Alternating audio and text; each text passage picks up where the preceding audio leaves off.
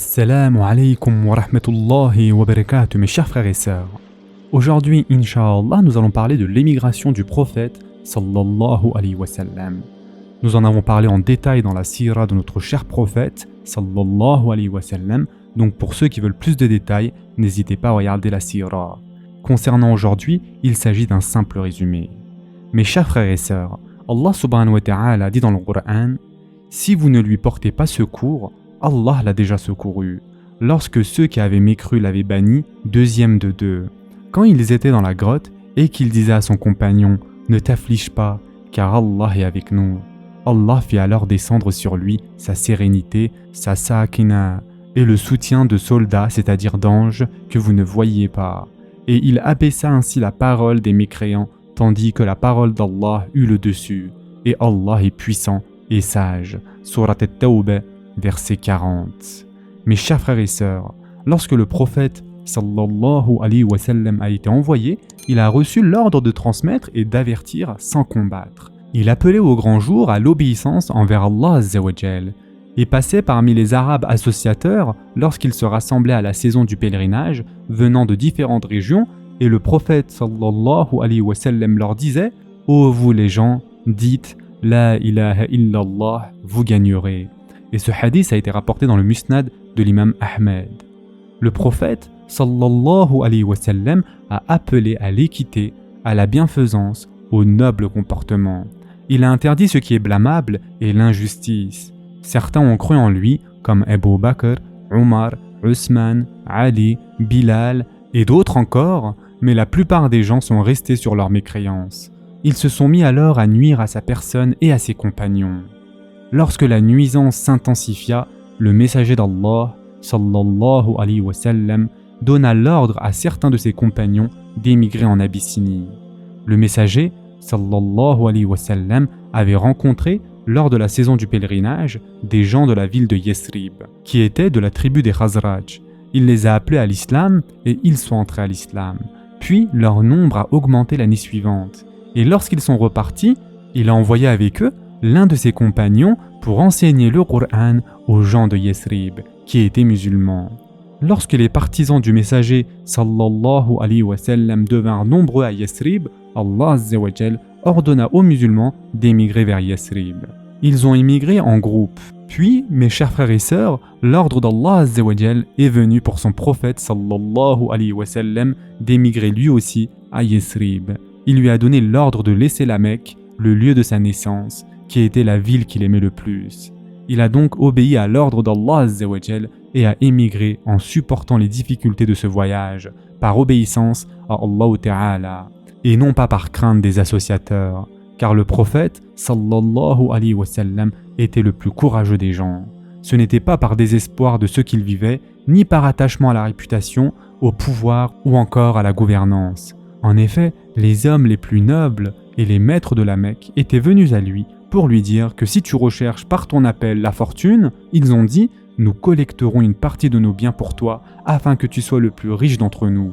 Si tu recherches le pouvoir, nous te désignerons comme roi. Ils ont dit: mais arrête de dire du mal de nos dieux. Mais le prophète sallallahu alayhi wa sallam est trop honorable pour avoir l'objectif d'acquérir le bas monde, d'obtenir le pouvoir et de jouir de la gouvernance. C'est pour cela qu'il dit à son oncle Abu Talib, qui avait transmis donc leur proposition: par Allah, ô mon oncle, s'il mettait le soleil dans ma main droite et la lune dans ma main gauche, je n'abandonnerai pas ce sujet jusqu'à ce qu'Allah lui donne la victoire ou que je meure en l'accomplissant. Après cela, mes chers frères et sœurs, les associateurs de la Mecque s'étaient réunis et s'étaient mis d'accord pour tuer le prophète sallallahu alayhi wa sallam, par crainte que son appel ne se propage dans d'autres villes. Ils s'étaient mis d'accord pour choisir dans chaque tribu un homme vaillant, d'ascendance bien établie, pour que tous ensemble ils lui portèrent le coup d'un seul homme, c'est-à-dire afin de le tuer en même temps, afin que son sang rejaillisse sur les tribus et que le clan de Benu Abdemanaf soit incapable de les combattre tous ensemble et qu'ils acceptent en contrepartie le prix du sang. C'est ce qui se passait à l'époque, mes chers frères et sœurs. Et donc, Allah Azza wa Jal envoya Jibril alayhi salam au messager d'Allah sallallahu alayhi wa sallam pour lui annoncer la ruse des gens de son peuple. Il lui demanda de ne pas dormir là où il dormait d'habitude.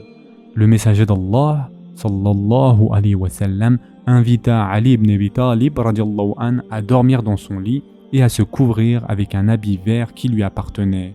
Et c'est ce qu'il fit. Puis, le messager d'Allah sallallahu alayhi wa sallam sortit à l'encontre des gens qui étaient devant sa porte. Il avait à la main une poignée de terre qu'il dispersa sur leur tête. Allah Ta'ala a fait qu'ils ne pouvaient pas le voir et aucun d'entre eux ne le vit. Au matin, ils trouvèrent Ali radiallahu an et surent alors que le messager d'Allah sallallahu alayhi wa sallam était parti. Ils se sont mis à sa poursuite dans toutes les directions.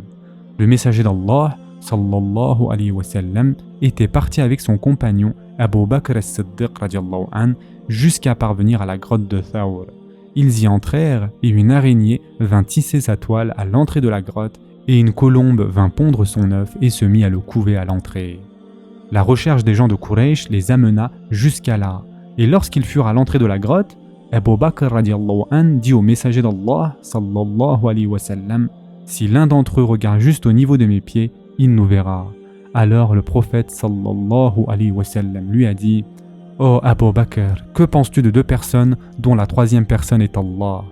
Bien sûr, cela ne veut pas dire que Allah azza wa jal était dans la grotte avec eux. Allah est exempt de cela.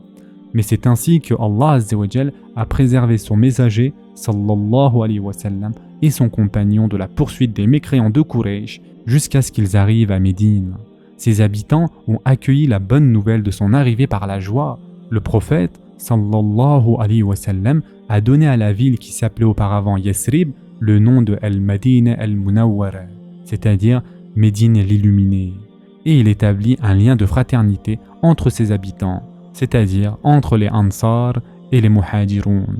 Les cœurs des musulmans battirent alors comme le cœur d'un seul homme. Ils devinrent tels un mur de pierre de taille dont chaque bloc soutient l'autre.